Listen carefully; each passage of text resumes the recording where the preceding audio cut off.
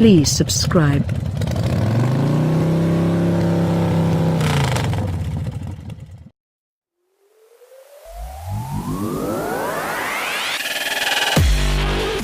The BMW i3 is packed with clever engineering. Its carbon fiber passenger cell rides on an aluminum skateboard chassis propelled by an electric motor powered by a lithium-ion battery that can get a range-extending boost from an optional two-cylinder engine. And yet none of that is so far outside the box as the social engineering baked onto BMW's first electric car.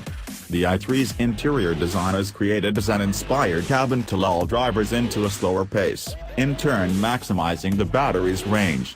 That philosophy also helps explain why the tall and narrow runabout corners with all the eagerness of a phone booth. As delightfully quirky and original as the i3 is, buyers have largely resisted its pulse-slowing charms. In the United States, BMW sells just a few hundred examples of the i3 every month, a convincing argument that few car buyers are seeking four-wheel zen. So 4 years into the i3's existence, BMW is retrofitting some sportiness into, and an S badge onto, its electric car with the 2018 BMW i's. This new model, set to land in dealerships alongside a facelifted i3 this month, promises quicker acceleration and livelier handling. Wider tires are the cornerstones of the i's upgrades, although don't confuse that with wide tires. These tires are roughly as wide as those on the cheapest subcompact cars, measuring just 175/55 in front and 195/50 at the rear, making them significantly wider than the standard i3's 155/70 rubber at all four corners.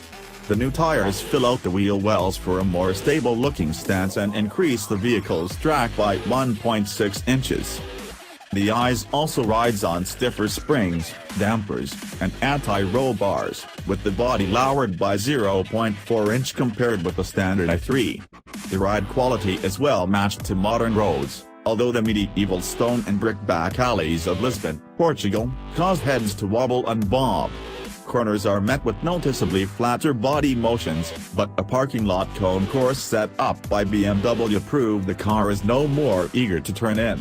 It's telling that the tight gymkhana kept speeds below 25 miles per hour. The i's compact dimensions lend it a low-speed nimbleness but do nothing for high-speed stability.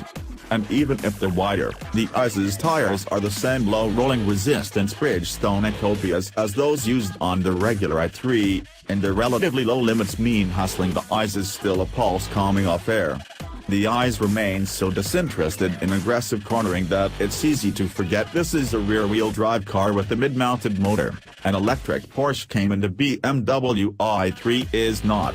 As an improvement over the i3, though, the i seems better positioned to replace the standard car than to merely complement it.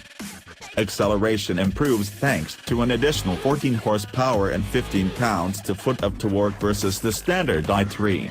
Easy off-the-line thrust is enabled by 199 pound-to-foot torque plateau sustained from 0 to 4,500 revolutions per minute.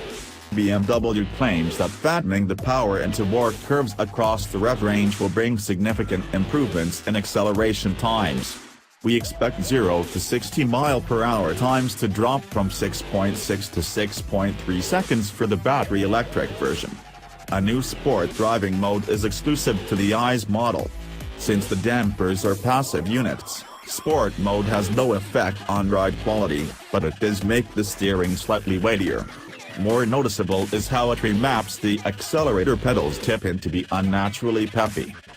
For a $3,850 premium, the i's also can be fitted with a two-cylinder gasoline range extender that allows the BMW to keep moving after the battery is depleted.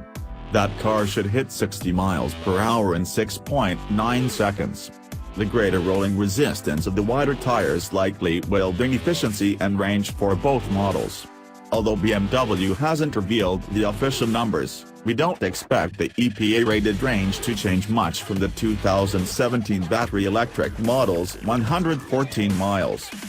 Even if range were to remain unchanged, We're now living in an era where buyers can expect significantly more range for significantly less money.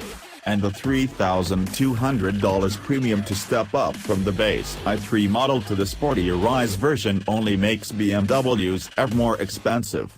Prices start at $48,645 for the electric-only I's and $52,495 for the I's with the optional range extender. That's a price premium and the performance penalty that can't be justified by the BMW badge alone.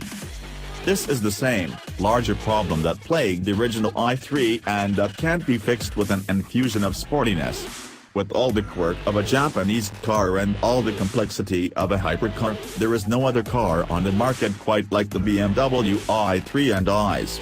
Based on the slow sales, it's not hard to see why.